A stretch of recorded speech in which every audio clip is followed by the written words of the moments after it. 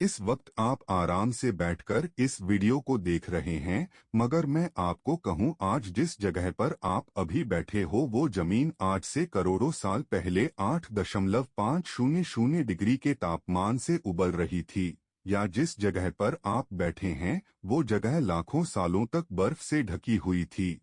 ये दोनों बातें सच हैं। इस वीडियो के अंदर आप पृथ्वी के 450 करोड़ साल के सफर को सुनने वाले हैं।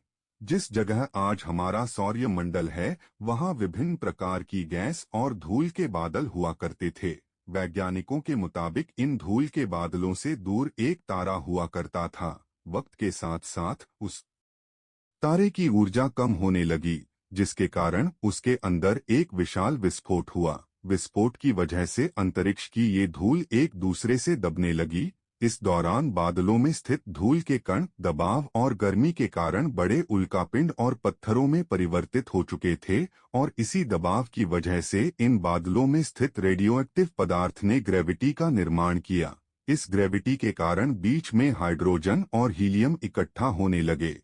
बीच के इस भयंकर दबाव के कारण एक विशाल विस्फोट हुआ, और इसी विस्फोट के कारण हमारे सूरज का जन्म हुआ। अंतरिक्ष में पहले एस्ट्रॉइड यानी क्षुद्र ग्रहों में भारी वजन की वजह से सूरज के करीब आकर सूरज की प्रकृतिमा करने लगे। धीरे धीरे इन्हीं एस्ट्रॉइड में भारी टकराव हुआ में, और इसके फलस्वरूप मरकरी, वीनस, अर्थ और मार्स जैसे ग्रहों का निर्माण हुआ। वैज्ञानिकों के मुताबिक उस वक्त पृथ्वी और मार्स यानी मंगल ग्रह के बीच थिया नामक ग्रह सूरज की प्रकृतिमा किया करता था। पृथ्वी पर ग्रेविटी होने की वजह से सूरज की परिक्रमा करने वाले एस्ट्रॉइड अब पृथ्वी की परिक्रमा करने लगे, और धीरे धीरे करोड़ों सालों तक ये पृथ्वी पर गिरते रहे। और ऐसी घटना हमारे पड़ोसी ग्रह थिया पर भी हो रही थी, जिसके कारण थिया पृथ्वी के और करीब आने लगा और आकर पृथ्वी से टकराया। इस भयंकर टकराव की वजह से पृथ्वी के हिस्से कणों के रूप में अंतरिक्ष में फैल गए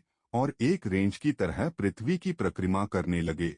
इन्हीं परिक्रमा करते हुए कणों में टकराव होने लगा, जिसके कारण हमारे चांद का निर्माण हुआ। उस वक्त पृथ्वी पर सिर्फ एक ही समुद्र हुआ करता था, और वो था 1900 डिग्री सेल्सियस की तापमान पर उबलते हुए लावे का। उबल रही थी वो सारी चीजें जिसे आज आप अलग अलग नाम से जानते हैं। वक्त के साथ साथ पृथ्वी धीरे धीरे ठंडी हो रही थी, जिसके कारण पृथ्वी के भारी तत्व जैसे धातु और रेडियोएक्टिव पदार्थ पृथ्वी के केंद्र में जाकर इकट्ठा हो गए, और हल्के पदार्थ पृथ्वी की सतह पर आ गए। लाखों सालों तक पृथ्वी पर उल्का पिंडों की बरसात हुई, और इन गिरते हुए उल्का पिंडों में जमा था नमक, मिनरल्स और पानी। करोड़ों सालों तक इन उल्का पिंडों की बरसात होती रही। धीरे धीरे पृथ्वी की ऊपरी सतह पानी से ढकने लगी। वैज्ञानिकों के मुताबिक यही वो वक्त था जब दूर गहरे पानी के अंदर निकलते ज्वालामुखियों से पहली बार सूक्ष्म जीवों का निर्माण हुआ।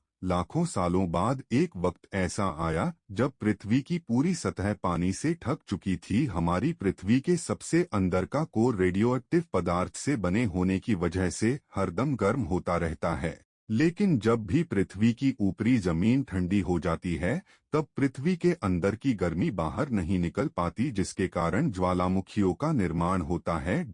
और उस वक्त कुछ ऐसा ही हुआ। पानी से ढकी हुई पृथ्वी पर हजारों की तादाद में ज्वालामुखी निकलने लगे, और आने वाले लाखों सालों तक इन ज्वालामुखियों का निकलना जारी रहा, जिससे पानी के ऊपर जमीन का निर्माण हो रहा था। इस वक्त भी पृथ्वी पर वातावरण न होने की वजह से अंतरिक्ष से उल्का पिंडों की बरसात हो रही थी। आज से लगभग 300 करोड़ साल पहले पृथ्वी के पर ऐसा वक्त आया जब पृथ्वी का वातावरण लगभग स्थिर होने लगा था। ज्वालामुखी निकलने धीरे हो गए थे, और पृथ्वी का एक दिन 12 घंटे का हुआ करता था। साल बीतते गए, और धीरे धीरे ये सूक्ष्म जीव विकसित होते गए और समूह में रहने लगे। आज से लगभग 250 करोड़ साल पहले पहली बार पृथ्वी पर ऐसे जीवों का निर्माण हुआ जो जीने के लिए ये पानी के अंदर के मिनरल्स यानी खनिज पदार्थ और धूप का इस्तेमाल करते थे, और मल त्याग के रूप में ऑक्सीजन बाहर निकालते थे।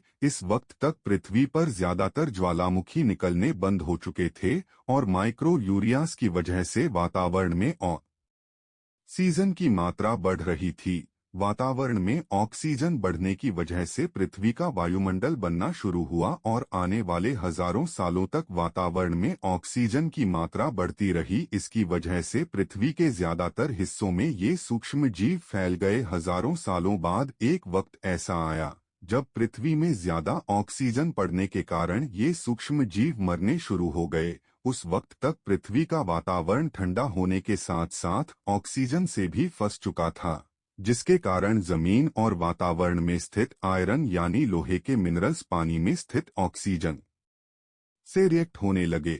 और एक वक्त ऐसा आया जब पृथ्वी की आज के मार्स के जैसे लाल हो चुकी थी। वक्त बीतने के साथ साथ धरती की टेक्टोनिक प्लेट्स में दरार होने लगी, जिसके कारण पृथ्वी के अंदर का लावा जमीन की तरह कई लाखों सालों तक खुला उबलता रहा। और यही वो कारण था जिसके कारण पृथ्वी के वातावरण में कार्बन डाइऑक्साइड की मात्रा बहुत बढ़ गई और पृथ्वी पर एसिड की वर्षा शुरू हो गई। एसिड रेन की वजह से पृथ्वी का तापमान घटने लगा और तापमान इतना घटा कि पृथ्वी के ऊपर स्थित पानी बर्फ में परिवर्तित होने लगा। पृथ्वी पर पहली बार भयंकर आइस एज आया। इस वक्त पूरी पृथ्वी सफेद बर्फ से ढक चुकी थी। आमतौर पर जब धरती पर सूरज की किरणें गिरती हैं तब जमीन किरणों को सोख लेती है, मगर क्योंकि पूरी पृथ्वी बर्फ से ढक चुकी थी और क्योंकि बर्फ सफेद और चमकीली होती है, जिसके कारण सूरज की किरणें धरती पर गिरने के बाद वापस चली जाती थी, इसी कारण से पृथ्वी कई लाखों सालों तक बर्फ से ढकी रही। मगर फिर से पृथ्वी के अंदर स्थित गर्मी ज्वालामुखी के रूप में निकलना शुरू हो गई और इन ज्वालामुखियों से निकलने वाली गर्मी ने बर्फ को पिघलाना शुरू कर दिया। इसी बीच पृथ्वी की गहराई में बचे कुछ सूक्ष्म जीव धीरे धीरे बदल रहे थे और अब वो ऑक्सीजन को अपने शरीर को बड़ा और जटिल बनाने के लिए इस्तेमाल करने लगे थे। इस बीच पानी में अलग से भी छोटे समुद्री पौधे निकलने हो चुके थे। बाहर जैसे जैसे ज्वालामुखी निकल रहे थे वैसे वैसे वातावरण कार्बन डाइऑक्साइड की वजह से गर्म हो रहा था। वक्त के साथ साथ बर्फ तो पिघलने लगी, मगर धरती पर फिर से एसिड की वर्षा शुरू हो गई, जिसके कारण फिर पृथ्वी ठंडी होने लगी और फिर पृथ्वी की ज्यादातर सतह बर्फ से ढक गई। ऐसा बार बार कई हजारों सालों तक होता रहा और इसी कारण से अब समुद्री जीव धीरे धीरे वातावरण के हिसाब से विकसित हो रहे थे। इस बीच कई सारे जीव और समुद्री जंगल्स विलुप्त हो गए, मगर जो बच गए वो धीरे धीरे पृथ्वी के बदलते तापमान के हिसाब से ढलते गए और अब हजारों सालों बाद समुद्री पेड़ बर्फ की वजह से पूरी तरह से मरते या सूखते नहीं थे। अब सूक्ष्म जीव समुद्री जीव बन चुके थे।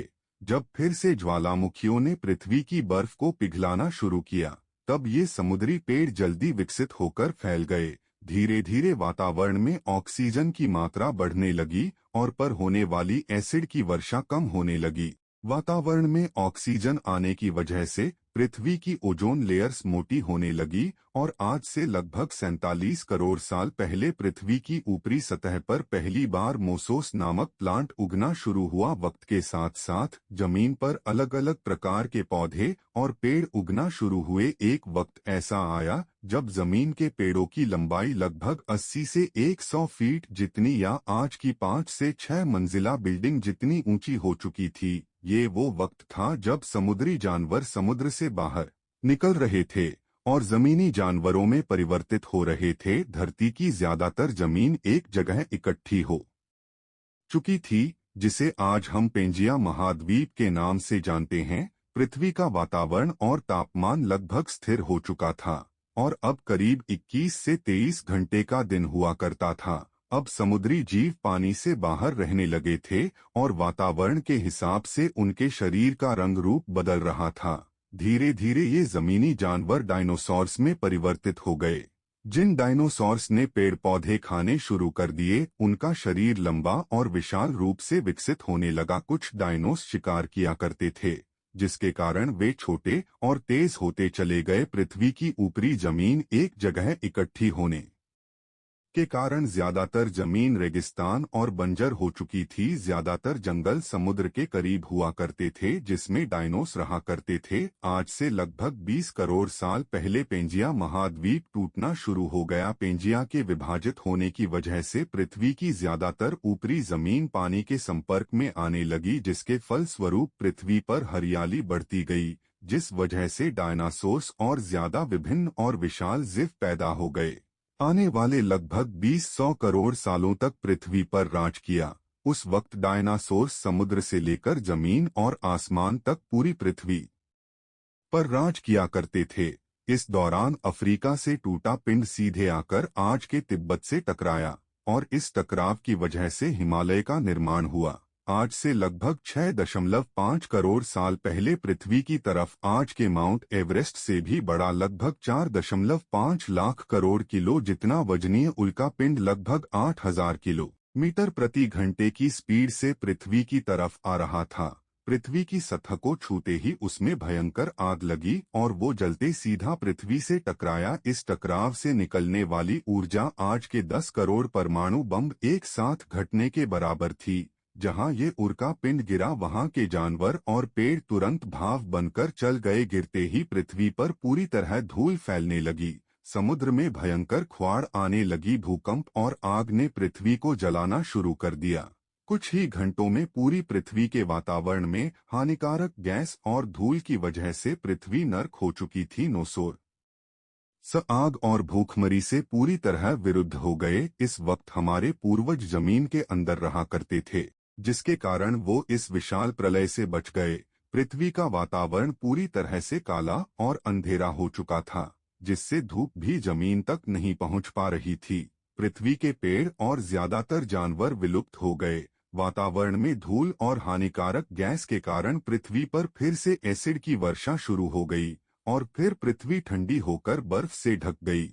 लेकिन इस बार पृथ्वी की बर्फ लाखों सालों तक जमी रही और 80 से 90 हजार साल बाद ये बर्फ पिघलनी शुरू हो गई। जैसे ही धरती पर वातावरण फिर से पहले जैसा होने लगा, वैसे ही ये छोटे जीव जमीन से बाहर आना शुरू हो गए। उस वक्त पृथ्वी की बर्फ पिघलनी शुरू ही हुई थी, जिसके कारण अफ्रीका में खड़े ठंडे जंगल हुआ करते थे और इसी बीच ये जमीनी जीव बंदरों में परिवर्तित हुए। मगर जैसे जैसे पृथ्वी गर्म होने लगी वैसे वैसे अफ्रीका के ये जंगल सूखने लगे। बंदरों को खाने की कमी होने लगी। खाने की तलाश में इन बंदरों ने अपने पैरों पर चलना शुरू कर दिया, जिससे उन्हें दूसरे जानवरों के शिकार करने में मदद मिलती थी। धीरे धीरे बंदर एप्स यानी वानर में परिवर्तित हुए। खाने की तलाश में ये एप्स पृथ्वी के दूसरे हिस्सों में फैलने लगे और धीरे धीरे उनके शरीर का रंग रूप वहां के मौसम के हिसाब से बदलता गया। वक्त के साथ साथ हम आदिवासी बने और हमने हथियारों से लेकर आग का आविष्कार किया। हम धीरे धीरे इंसान के रूप में विकसित हुए। हमने धर्म से लेकर परिवार, भाषा और संस्कृति का निर्माण किया और वक्त के साथ साथ हम विकसित होते चले गए और आज हम इस पृथ्वी की सबसे विकसित प्रजाति बन चुके हैं। पृथ्वी को आज के जैसे बनने में लगभग 450 करोड़ साल का वक्त लगा था और हमें एक छोटे जमीन में रहने वाले जानवर से इंसान बनने में कई लाखों सालों का। मगर हमने इन 100 सालों में जितना पृथ्वी को गंदा और तबाह किया है, उतना आज तक किसी भी प्रजाति ने नहीं किया होगा।